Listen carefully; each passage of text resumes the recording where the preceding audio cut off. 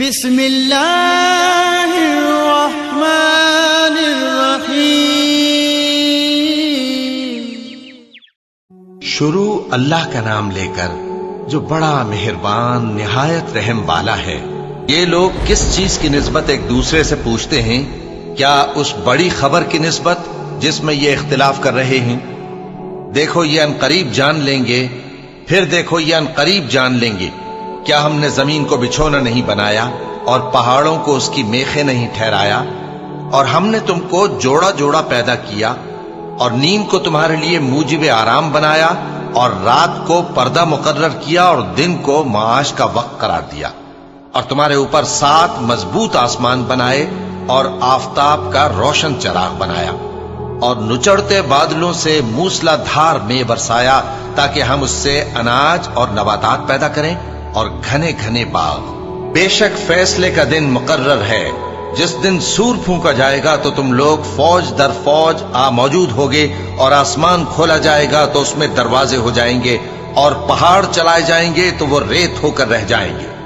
بے شک دوزخ گھات میں ہے، یعنی سرکشوں کے لیے کہ ان کا وہی ٹھکانہ ہے، اس میں وہ صدیوں پڑے رہیں گے۔ وہاں نہ ٹھنڈک کا مزہ چکھیں گے، نہ کچھ پینا نصیب ہوگا مگر کھولتا پانی اور بدبودار پیپ۔ یہ بدلہ ہے ان کے اعمال کے موافق۔ یہ لوگ حساب آخرت کی امید ہی نہیں رکھتے تھے اور ہماری آیتوں کو مسلسل جھٹلاتے رہتے تھے، اور ہم نے ہر چیز کو لکھ کر محفوظ کر رکھا ہے۔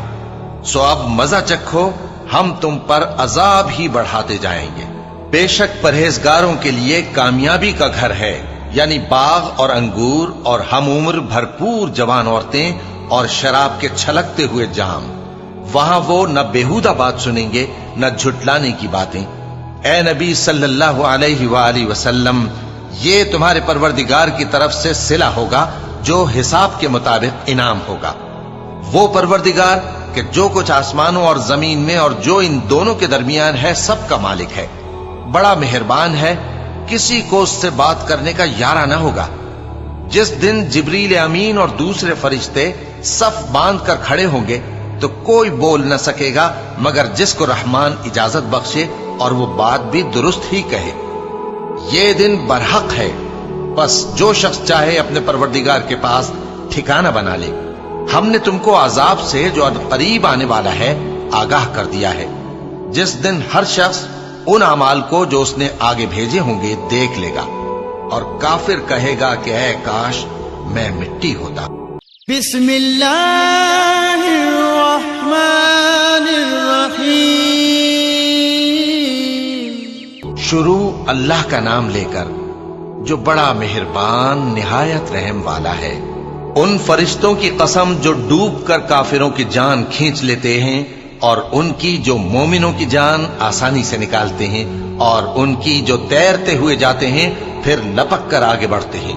پھر دنیا کے کاموں کا انتظام کرتے ہیں کہ وہ دن آ کر رہے گا جس دن وہ زلزلہ آئے گا، پھر اس کے پیچھے اور زلزلہ آئے گا۔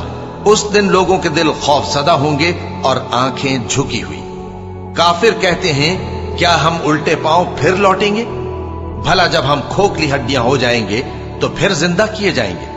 کہتے ہیں کہ یہ لوٹنا تو سراسر نقصان کا لوٹنا ہوگا۔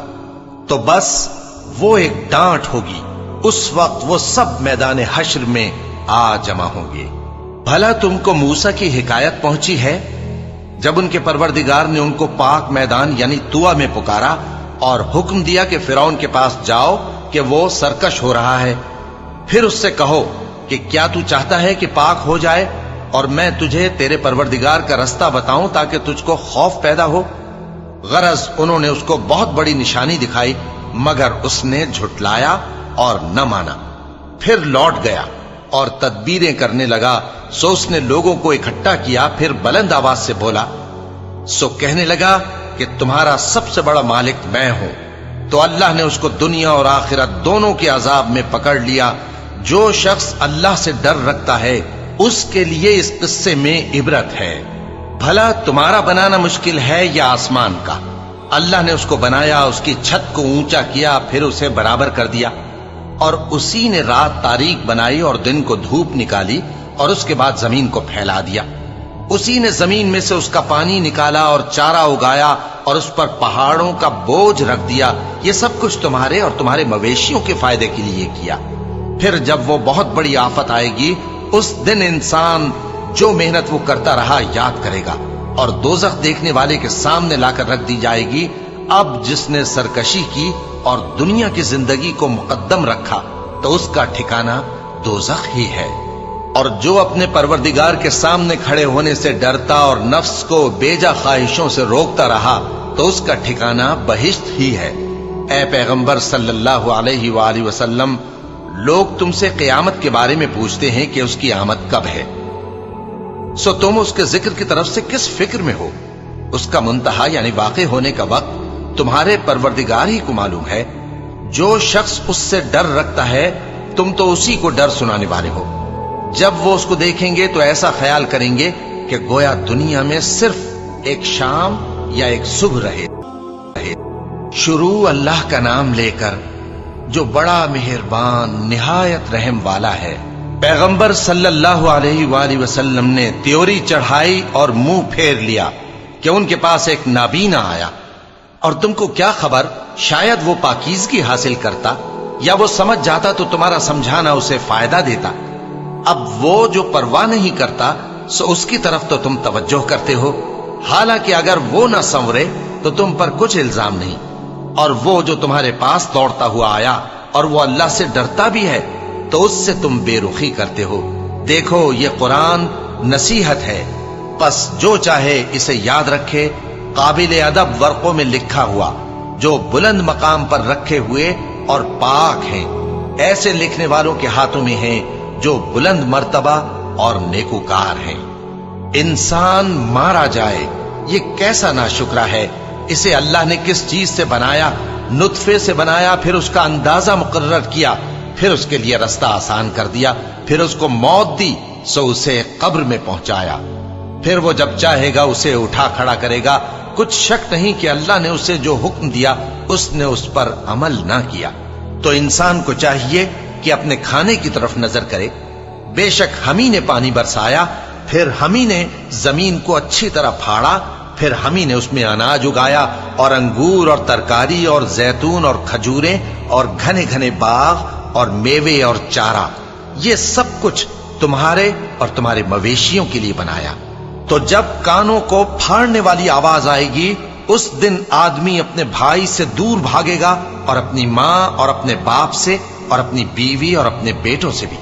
ہر شخص اس روز ایک فکر میں ہوگا جو اسے سب سے بے نیاز کر دے گی. اور کتنے چہرے اس روز چمک رہے ہوں گے خنداں و شاداں، یہ نیکوکار ہیں. اور اس روز کتنے چہرے ایسے ہوں گے جن پر گرد پڑ رہی ہوگی اور ان پر سیاہی چڑھ رہی ہوگی. یہی لوگ ہوں گے انکار کرنے والے بد کردار.